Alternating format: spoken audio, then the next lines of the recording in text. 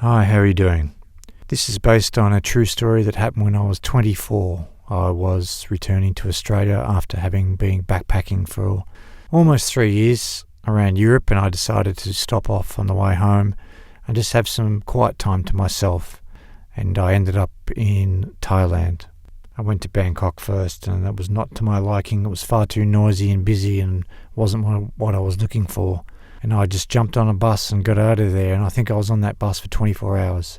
It took me a long way down the east coast, and somehow I ended up on a ferry and headed out to an island called Koh Phangan. This is the early 90s, so it wasn't very developed then.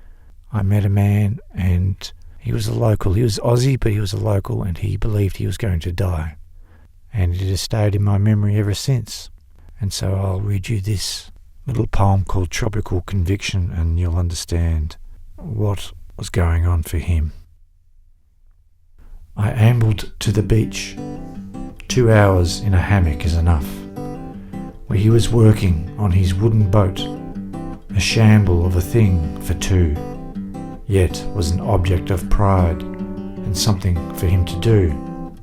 He'd been on the island for a couple of years, and his accent was the same as mine, not too uncommon in Southeast Asia. Yet this was an underdeveloped island, no resorts, merely travellers on low budgets like myself. "Come fishing," he said, referring to a monolithic monument jutting out of the sea like a travel brochure. "Stunning, yes, but fishing is not my thing," I explained. He was 20 plus years older and convinced me, though I wasn't crazy about the role of the sea either, thanks to a 4-scale 5 in the Bass Strait 3 years prior.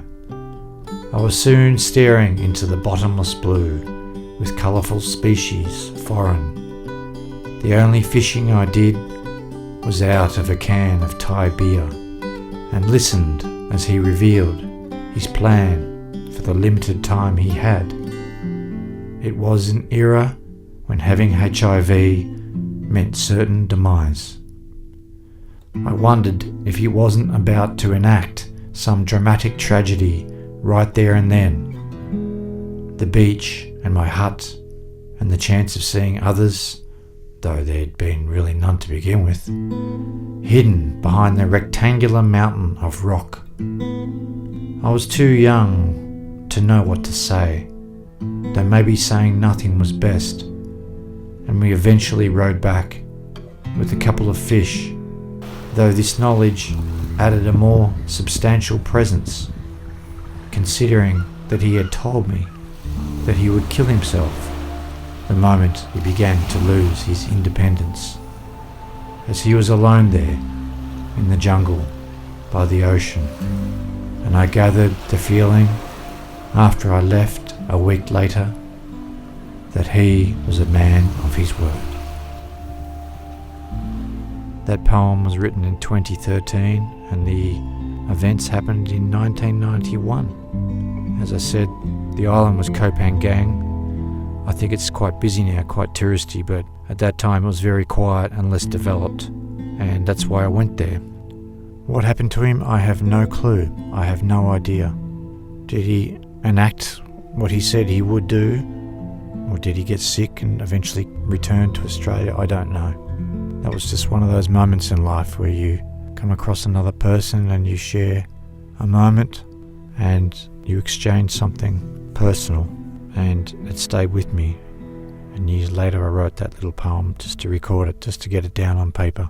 That is in my book Us and Them and the Things in Between, a combination story and poetry book based on connection and people and relationships, and many of them are true stories like that one.